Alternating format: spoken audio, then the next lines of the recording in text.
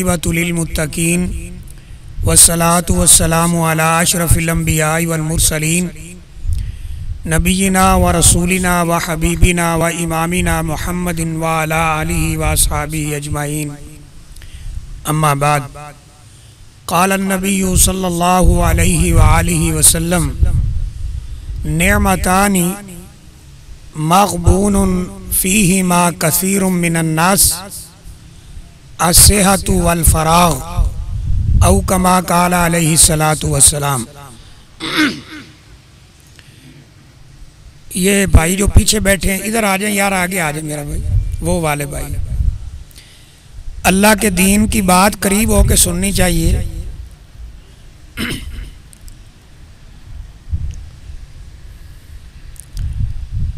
काफ़ी अरसे के बाद यहाँ पर इस इदारे में आप भाइयों से हम कलाम होने का मौका मिल रहा है। अल्लाह ताला से दुआ है कि अल्लाह ताला कुरान और हदीस की रोशनी में सही सही बात करने की तौफीक अता फरमाए। मैंने जो आपके सामने हदीस पढ़ी है उसका तर्जुमा ये है, रसूलुल्लाह सल्लल्लाहु अलैहि वसल्लम फरमाते हैं निअमतानी मग़बूनुन फ़ीहिमा कसीरुम मिनन नास। दो नेमतें ऐसी हैं उनके बारे में अक्सर लोग धोखे के अंदर हैं। दूसरे अल्फाज में आप ये कह सकते हैं कि अक्सर लोग, यहाँ रसूलुल्लाह सल्लल्लाहु अलैहि वसल्लम ने लफ्ज़ बोला है कसीरुम मिनन नास। हम उर्दू दान तबका भी इसको आसानी से समझ सकते हैं। कसीरुम मिनन नास, अक्सर लोग इन दो नेमतों की कदर नहीं करते। मतलब ये है धोखे में रहते हैं। वो दो नेमतें कौन सी हैं? फरमाया अस्सेहतु वल फ़राग़। एक तो सेहत है और एक फारिग वक़्त है। जब इंसान के पास सेहत होती है वो उससे कोई ख़ास फ़ायदा नहीं उठाता जिस तरह उठाना चाहिए। जिस तरह उस सेहत से फ़ायदा उठाने का हक है उस तरह उससे फ़ायदा नहीं उठाता। और दूसरे नंबर पर आपने फरमाया अल फ़राग़, फारिग वक़्त। फारिग वक़्त से भी लोग उस तरह फ़ायदा नहीं उठाते जिस तरह उठाना चाहिए। सेहत को ज़ाया करना या सेहत से फ़ायदा ना उठाना, इसका मतलब क्या है? यानी अपनी सेहत को ऐसे कामों में बर्बाद करना जिनका ना कोई दुनिया में फ़ायदा हो सकता है ना ही आखिरत में कोई फ़ायदा हो सकता है। और फारिग वक़्त को बर्बाद करने का मतलब ऐसे कामों में अपना वक़्त ज़ाया करना जिनका ना कोई दुनिया में हमें फ़ायदा है और ना कोई आखिरत में फ़ायदा है। और ये तजर्बा हम सब शायद कर चुके होंगे कि जब इंसान बीमार होता है, ख़ास तौर पर कोई बीमारी जैसे फैल जाती है, अभी ये डेंगू और कोरोना वगैरह आप जानते हैं। अब पिछला जो साल गुजरा है रमज़ान मुबारक, और उसके बाद के 2-4 महीने ऐसे थे कि जब कोरोना का खौफ पूरी दुनिया में फैला हुआ था। अब इस कंडीशन में अगर कोई बीमार भी हो जाता है ना, उसे बुखार होता है, अब उसके दिमाग में ये बात आती है कि कहीं ऐसा ना हो कि ये कोरोना हो। अब वो दुआएं करता है, कोई हाथ उठा के करता है और कोई हाथ उठाए बगैर कि या अल्लाह तू मुझे बचा ले। ये आम तौर पे बुखार एक आम सी बीमारी है, इसमें टेम्परेचर ज़्यादा हो जाए तो ये दुआ करता है या अल्लाह मुझे सेहत दे दे, मैं अब तेरी नाफरमानी नहीं करूँगा, मैं अब नमाज नहीं छोड़ूंगा, मैं अब कोई उल्टा काम नहीं करूँगा, मुझे तू सेहत दे दे, मैं मौलवी साहब से भी पहले मस्जिद के अंदर बैठा हूँगा। लेकिन अल्लाह जब सेहत दे देता है तो अल्लाह ने कुरान मजीद में फरमाया है कि जब ये परेशान है, मुसीबत के अंदर मुब्तला है, फाजू दुआ नारीज, लंबी लंबी दुआएं करता है, या अल्लाह मुझे माफ़ कर दे, या अल्लाह मुझे सेहत दे दे, या अल्लाह मेरा बुखार ख़त्म कर दे, या अल्लाह इस बीमारी से मुझे महफूज फरमा, मैं आइंदा तेरी नाफरमानी नहीं करूँगा। लेकिन जो ही अल्लाह उसे सेहत देता है, अल्लाह कुरान मजीद में फरमाते हैं ये हमसे मुंह मोड़ के ऐसे जाता है जैसे हमें जानता ही नहीं है। तो ये है कि इंसान जब बीमार होता है तब उसे सेहत की नेमत का अंदाजा होता है।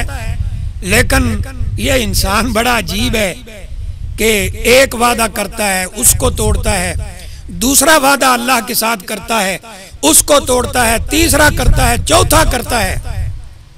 तो इसलिए नबी अकरम सल्लल्लाहु अलैहि वसल्लम फरमाया कि दो नेमतें ऐसी हैं जिनमें लोग अक्सर धोखे में मुब्तला हैं, एक सेहत और एक फारिग वक्त।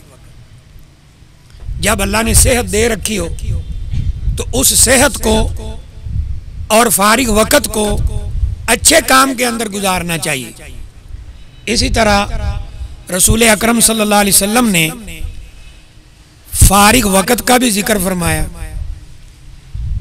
फारिग वक्त, इसके बारे में भी अक्सर लोग धोखे में मुब्तला हैं और आजकल वक्त को बर्बाद करने के लिए हमें जो आला मिल गया है ये टच मोबाइल, यानी क्या कहना चाहिए, अब तो ये नहीं कहना चाहिए कि दिन रात, अब ये कहना चाहिए साल हाँ साल इसके ऊपर लोग बैठे हैं, अपना वक्त बर्बाद कर रहे हैं। मैंने एक अरबी अखबार के अंदर एक आर्टिकल लिखा था, वो पढ़ा, उसके अंदर एक बड़ी प्यारी बात लिखी थी। एक बच्चा है अपने बाप से पूछता है, अब्बा जान एक सवाल का जवाब दीजिए। कहा पूछो बेटा क्या बात है।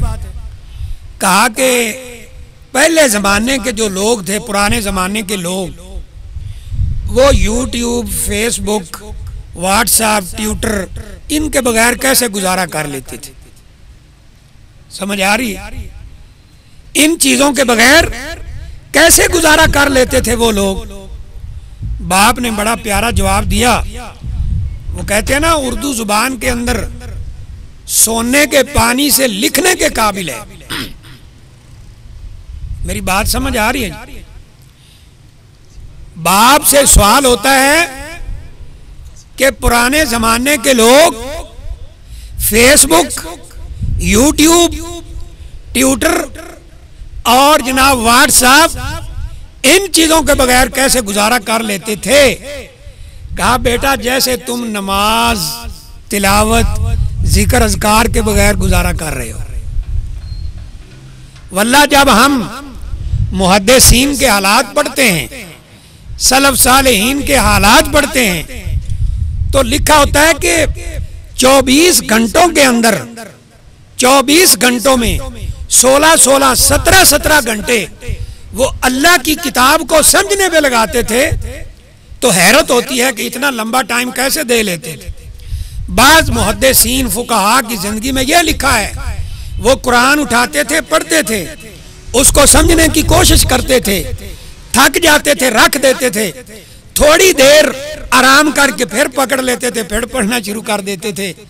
तो ताज्जुब होता है, आज वो बात समझ आई कि उनकी किस्मत ये थी कि वो कुरान मजीद पर, जिक्र अज़कार पर, इस्तिग़फ़ार पर, इबादत पर, नमाज पर, दुरूदो सलाम पढ़ने पर अपना वक़्त सर्व करें। और हमारी बदकिस्मती क्या है, हम मोबाइल लेटे हुए हैं, देख रहे हैं, अब थक गया है, रख दिया है, 3, 4, 5 मिनट के बाद फिर उठाता है, फिर देखना शुरू कर देता है। तो कहा बेटा जैसे तुम लोग इबादत के बगैर, नमाज के बगैर, तिलावत कुरान के बगैर, जिक्र अज़कार के बगैर, इस्तिग़फ़ार के बगैर, दुरूदो सलाम के बगैर गुजारा कर रहे हो ना, इसी तरह वो लोग फेसबुक, ट्विटर के बगैर गुजारा करते थे। और हम में से किसको नहीं पता है कि क़यामत वाले दिन जो सवाल होने हैं, 4 मशहूर सवाल और भी होंगे, लेकिन 4 मशहूर सवाल, उनमें से 2 इस हमारी जिंदगी के बारे में है।